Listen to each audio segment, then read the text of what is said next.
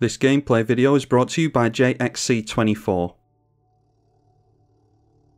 Going to attempt some cEDH on behalf of JXC24 today, playing Feather the Redeemed, up against Kinnan, Animar, and then partners Jeska and Ishai. One lander is no good, so we will ship that back and try again. Into another no lander. This is the problem with low land counts. So we're going to have to mulligan again here. Okay, into one that actually has some land, so we can probably put a land away here. I always forget with Gemstone Caverns, I think you start the game with this, don't you? Yeah, start the game with that one, so maybe put Goldspan Dragon away. Or maybe we can get Goldspan Dragon out really quickly with Enlightened Tutor. Yeah, well, we'll keep either way. And I think as much as it pains me, it might have to be Jeska's Will that goes away here. Because if we get a surplus of mana, we can do stuff with Stoneforge Mystic and the Sunforger, is it called? Yeah, the Sunforger equipment. Anyway, we'll put Gemstone Caverns into play, and we'll get rid of Windswept Heath from our hand, so already down to next to no cards in hand, unfortunately. Beautiful Misty Rainforest from the Animar player, and they go straight in for a Birds of Paradise. And a Tranquil Thicket being discarded to cycle by the Kinnan player. So let's go for Enlightened Tutor with the Gemstone Caverns. Doing this on our turn 0, don't forget, haven't even started our turn yet. And probably the thing to go for here is Urza's Saga. That way we get a land for next turn, and it can hopefully turn into a Sol Ring or something like that. Yeah, so we'll go Urza's Saga, and we can still play the Stoneforge Mystic. So drawing into the Urza's Saga, of course, playing that out, and it will add a colourless. Then playing Stoneforge Mystic, and we'll get to search for an equipment here. Now, I've been told by JXC24 that the deck is largely based around Sunforger shenanigans. Yeah, Sword of Feast and Famine is tempting here, but I mean, if we're hoping to make a surplus of mana with the Goldspan Dragon, then I don't know, maybe Sunforger is the thing to go for with the Stoneforge Mystic at the end of someone's turn. Yeah, we'll just go for the Sunforger. Don't have a turn 2 play next turn, but we can get down our third bit of mana and activate the Stoneforger to cheat the equipment in, like I said. Sunforger is a means of getting out different instants, so we can be very reactionary with that. Anyway, a Preordain from the 3-colour player. Another very pretty fetch from Animar, and cracking that straight away. So probably going in for their commander here, I would think. So there it is, Animar, Soul of the Elements coming into play on turn 2.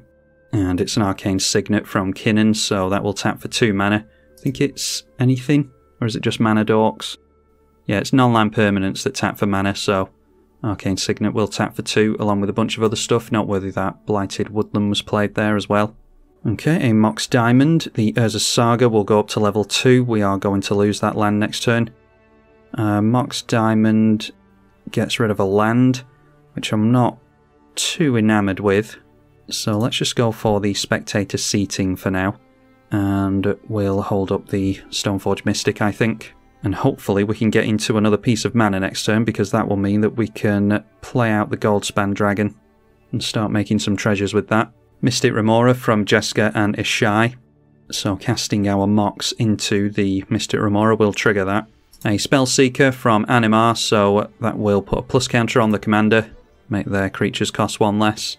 Get to search for an instant or sorcery of MV 2 or less. And the card they revealed was Glimpse of Nature, so yeah, setting themselves up for chaining off a bunch of creatures in the next turn or 2. Cultivate being cast by Kinnan, straight into the Mystic Remora. Not likely to be paying for the Mystic Remora just yet. And then continuing to hold up that Arcane Signet, so we will attempt this Stoneforge Mystic. Won't be able to counter it in typical means, unless they can counter some kind of activated ability, which apparently they can't, so Sunforger comes into play there. Okay, and we do draw into Cavern of Souls, so that makes a big difference here. We can still go for some fast mana, as opposed to some form of fixing. So we'll go for Sol Ring, I think is okay. And then we lose the Urza's Saga, but we do have Cavern of Souls. I will name, I think Angel is okay. Are we particularly desperate to land the Goldspan Dragon? I think over the course of the game I'll be more desperate to land Feather than the Dragon. So down comes the Goldspan Dragon. And we'll start swinging in at Kinnan because there is a surplus of mana over there and Kinnan's going to go crazy in no time flat. Jeska and Ishai tapping down white mana into the Mystic Remora, so unless they play another white land out here, might be safe to assume that they've got no swords or path in hand. Alright, but they've got a Wooded Foothills there, so can probably make the colours that they need with that. Might go for a Boros land here. Nope, going for Steam Vents and shocking that into play. So that takes them into a main phase Mystical Tutor. And there we see a Jeska's Will revealed from that player, so they go for Ponder, look at the top 3 cards, and they will draw into the Jeska's Will here. Assuming that that's the card they want to draw into, they might protect it on the top of their library. So we'll assume that this is in their hand now. And speaking of knowing what's in players' hands, the Animar has Glimpse of Nature in their hand, don't forget.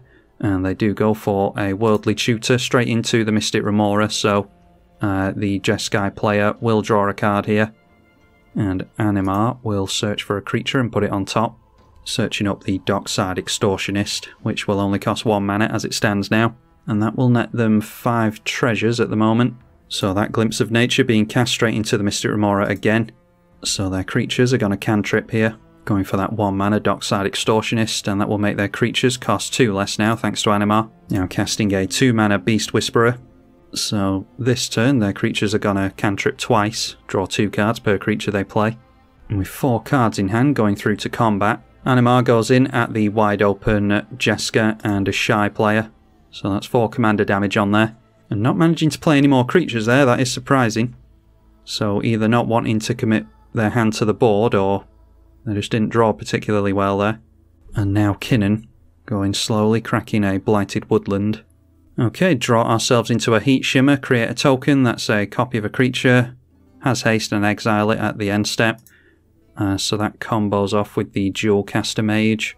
I'm hoping that I can remember all the different combos and stuff in this deck. I am by no means a cEDH player, but this is the deck that JXC24 gave me. So let's swing in with the Goldspan Dragon first. I don't want Kinnan to think that I'm too focused on him, even though I am. So, yeah, if we focus too much on one player, then they'll hold up all their counter magic and stuff for us. So we'll go over to the Jeskai player now.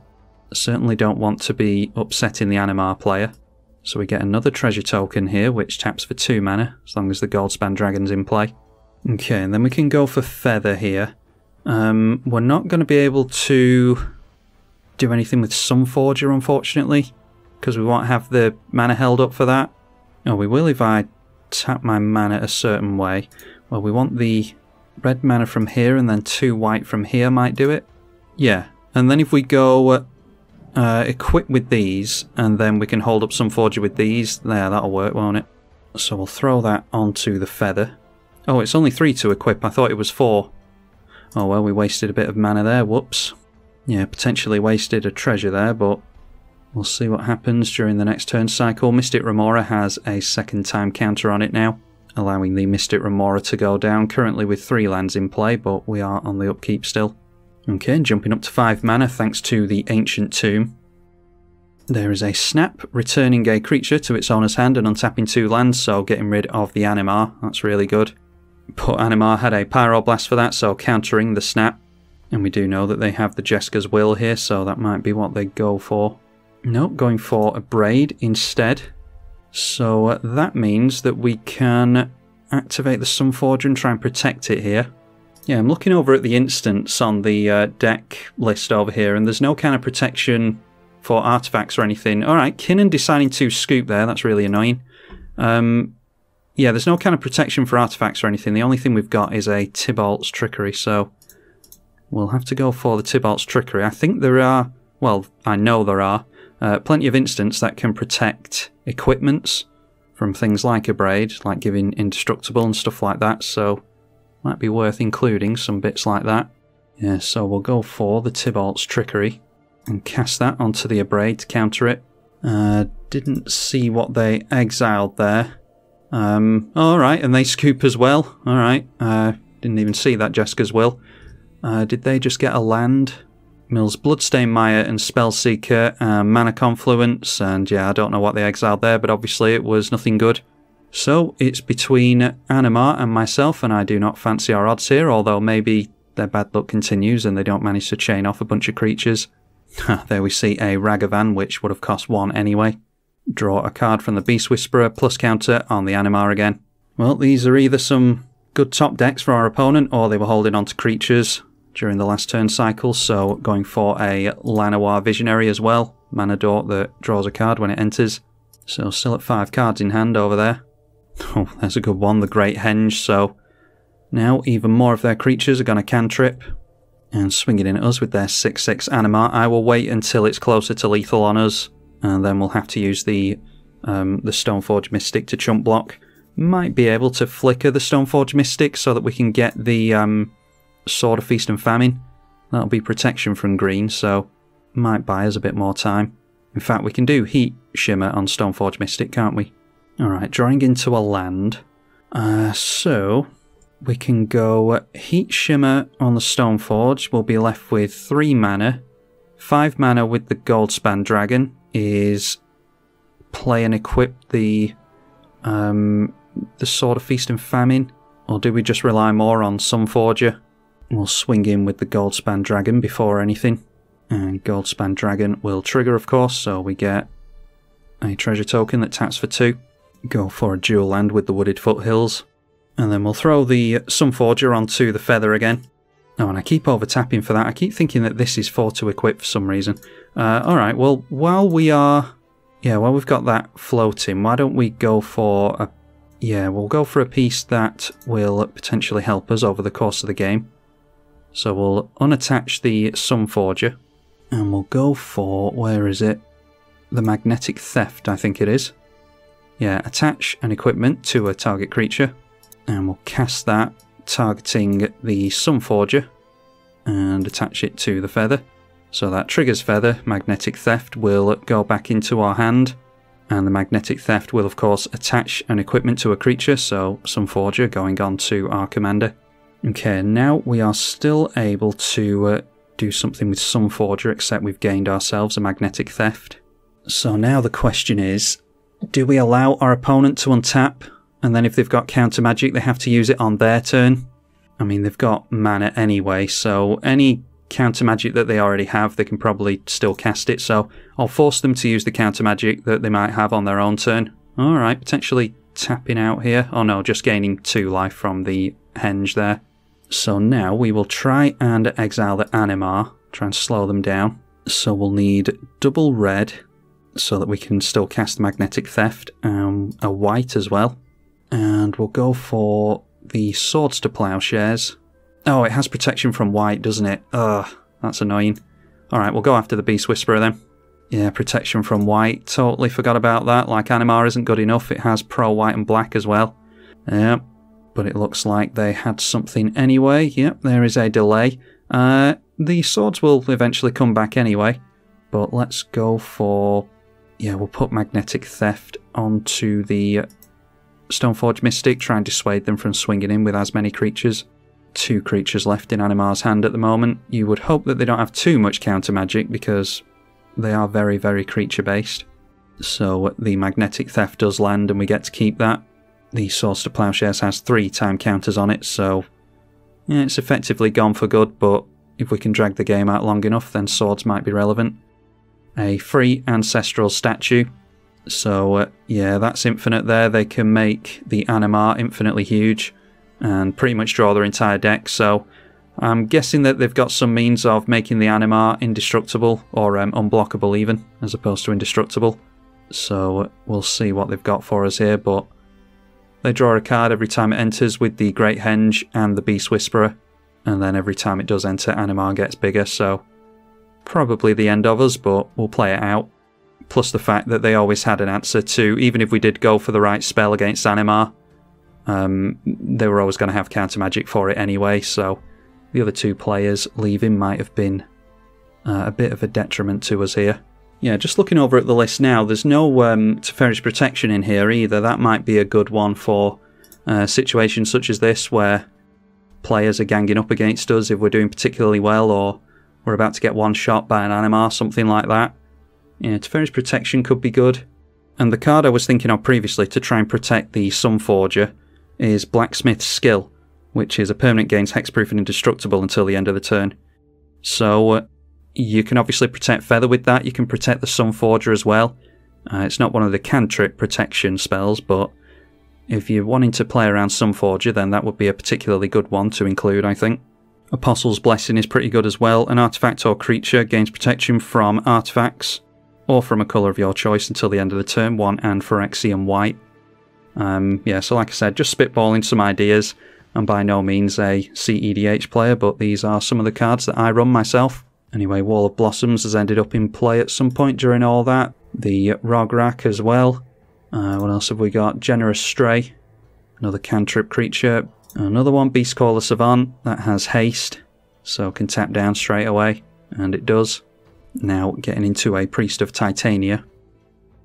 Phantasmal Image coming down as a Beast Whisperer, so creatures will draw 3 cards when they enter now. Lotus Petal for a bit more fixing. 24 cards in hand at the moment. Cracking that for mana straight away. And then we see a Teferi, Mage of Zalfir.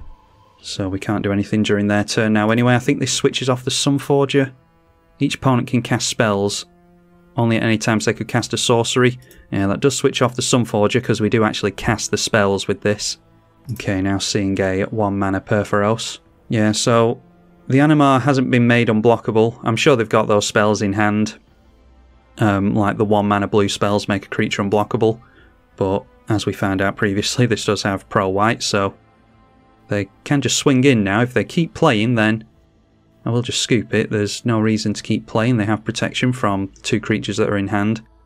Have a guy's Cradle down now as well. Yep, continuing to cast spells, so we'll just call it a day there.